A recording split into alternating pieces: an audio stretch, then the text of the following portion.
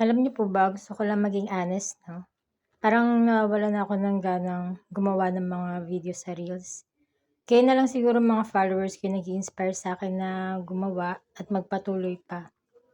Kasi mula nang na-monetize ako sa ads on reels, simula nung April 21, hindi na nag-green yung dashboard ko. Lagi na yan pula, hindi na yan nagbago.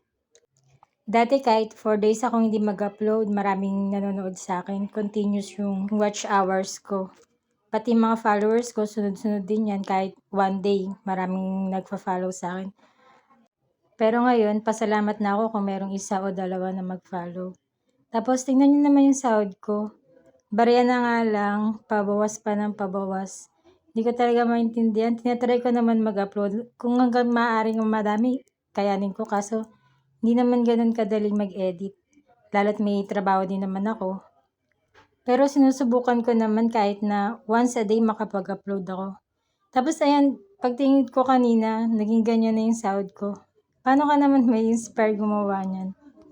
Wala rin naman akong violations. Puwede naman siyang mag-notify kung ano yung nangyayari para naiintindihan mo man lang kung ano yung ganap sa Facebook mo.